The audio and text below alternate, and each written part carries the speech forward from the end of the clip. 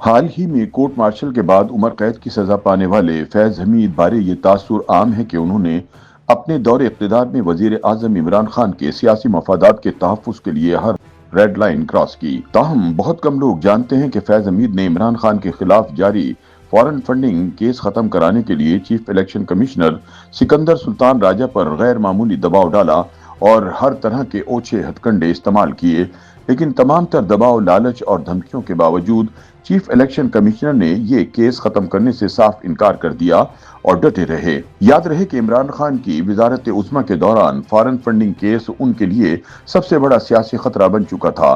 اسی خوف کے تحت انہوں نے کیس ختم کرانے کے لیے ہر ممکن حربہ آزمایا اور اپنے قریبی اور بااعتماد ساتھیوں کو بار بار چیف الیکشن کمشنر سکندر سلطان راجہ کے پاس بھیجا۔ ان پر دباؤ اس قدر شدید تھا کہ سفیر بنانے کی پیشکش سے لے کر عام ریاستی عہدوں کی آفرز تک دی گئیں، مگر چیف الیکشن کمشنر کسی قسم کا سمجھوتہ کرنے سے انکاری رہے۔ ابتدا میں عمران خان نے اپنے قریبی ساتھی اور اس وقت کے وزیر خارجہ شاہ محمود قریشی کو چیف الیکشن کمشنر کے پاس بھیجا، مگر سکندر سلطان راجہ نے واضح الفاظ میں کسی تعاون سے انکار کر دیا۔ بعد ازاں عمران نے شبلی فراز کو یہ ذمہ داری سونپی، لیکن وہاں بھی کوشش ناکام رہی۔ اس کے بعد اسد عمر کو میدان میں اتارا گیا، تاہم نتیجہ وہی رہا اور فارن فنڈنگ کیس اپنی جگہ قائم رہا۔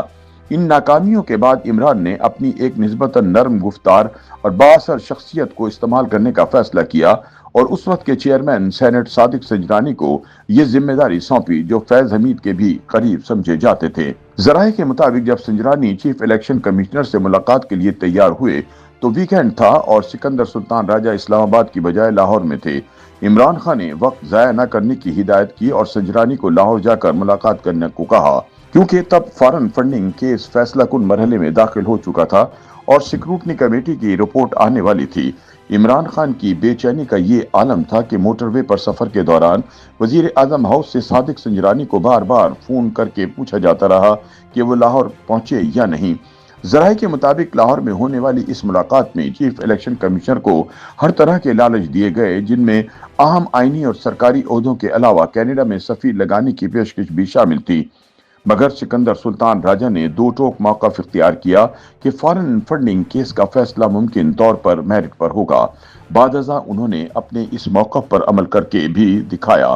یہ تمام کوششیں ایسے وقت میں ہو رہی تھیں جب عمران خان وزیر اعظم اور فیض حمید بطور D G I S I نہایت طاقتور عہدے پر فائز تھے، جس سے اندازہ لگایا جا سکتا ہے کہ چیف الیکشن کمشنر کو کس سطح کے دباؤ اور ممکنہ خطرات کا سامنا تھا۔ جب عمران خان کی تمام ذاتی اور سیاسی کوششیں ناکام ہو گئیں تو انہوں نے آخری اور فیصلہ کن قدم اٹھاتے ہوئے یہ معاملہ براہ راست فیض حمید کے سپرد کر دیا۔ فیض حمید نے ایک طرف چیف الیکشن کمشنر سکندر سلطان راجہ پر دباؤ بڑھایا اور دوسری طرف فارن فنڈنگ کیس کے درخواست گزار اکبر ایس بابر کو بھی مختلف طریقوں سے دبانے کی کوشش کی۔ سابق سیکرٹری الیکشن کمیشن کنور دلشاد، جو چیف الیکشن کمشنر کے قریبی دوست اور ان واقعات کے عینی شاہد ہیں، بتاتے ہیں کہ فیض حمید نے سکندر سلطان راجہ پر شدید دباؤ ڈالا کہ وہ کیس کی کارروائی آگے نہ بڑھائیں اور اسے ختم کر دیں، مگر ہر بار جواب نفی میں ملا۔ کنور دلشاد کے مطابق جب دباؤ کارگر ثابت نہ ہوا تو فیض حمید نے چیف الیکشن کمشنر سے یہ اصرار کیا کہ وہ عمران خان سے ایک بار اکیلے میں ملاقات کر لیں۔ اس پر سکندر سلطان راجہ نے موقف اختیار کیا کہ اگر ملاقات کرنی ہے تو الیکشن کمیشن کے دفتر میں دیگر اراکین کی موجودگی میں ہوگی۔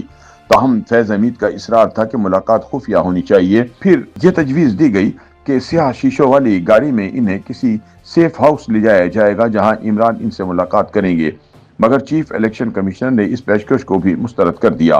اسی انکار کے بعد عمران خان کی جانب سے چیف الیکشن کمشنر کے خلاف سخت اور نازیبہ بیانات کا سلسلہ شروع ہوا اور ساتھ ہی پی ٹی آئی کی سوشل میڈیا ٹیم نے ان کے خلاف کردار کشی کی مہم شروع کر دی، جو مختلف شکلوں میں آج تک جاری ہے۔ کنور دلشاد نے یہ بھی انکشاف کیا کہ چیف الیکشن کمشنر سکندر سلطان راجہ سے پہلے عہدے پر فائز سردار محمد رضا کی ریٹائرمنٹ سے کچھ دن پہلے بھی توقع کی جا رہی تھی کہ وہ فارن فنڈنگ کیس کا فیصلہ سنا دیں گے، مگر یہ فیصلہ بھی فیض حمید کے دباؤ کے باعث مؤخر ہوا۔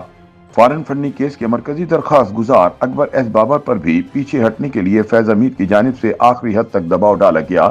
انہیں قتل کی دھمکیوں سمیت ہر طرح کے اوچھے ہتھ کنڈوں کا سامنا کرنا پڑا۔ 2 मरतबा फैज़ हमीद के करीबी अफराद ने उनसे मुलाकात की और एक बार खुद फैज़ ने बराह रास्त मुलाकात करके इन्हें कायल करने की कोशिश की कि फॉरेन फंडिंग केस वापस लेना मुल्क की सलामती के लिए ज़रूरी है। जब अकबर एस बाबर ने इनकार किया तो उनकी गाड़ी को निशाना बनाने के अलावा उनके घर के बाहर फायरिंग भी की गई। इसके अलावा इन्हें सेनेटर बनाने और वजीर बनाने जैसी पुरकशिश ऑफर्स भी दी गईं, मगर उन्होंने तमाम तर दबाव और लालच के बावजूद पीछे हटने से इनकार कर दिया। ये तमाम वाकयात इस बात की वाज़ेह अक्कासी करते हैं कि foreign funding case Imran Khan के लिए किस कदर खौफ और परेशानी का बायस बन चुका था। इस केस का फैसला तो इमरान खान के खिलाफ हो चुका है, लेकिन इस पर मुकम्मल अमल दरामद होना अभी बाकी है। YouTube पर गूगली न्यूज देखने के लिए youtube.com की सर्च बार में गूगली न्यूज टीवी टाइप करें। गूगली न्यूज के पेज पर सुर्ख रंग के सब्सक्रिप्शन वाले बटन पर क्लिक करना ना भूलिए। YouTube पेज पर अपलोड होने वाली वीडियोस से बाखबर रहने के लिए बेल आइकन पर क्लिक कीजिए। आपको हर नई वीडियो के बारे में नोटिफिकेशन मौसूल हो जाएगा।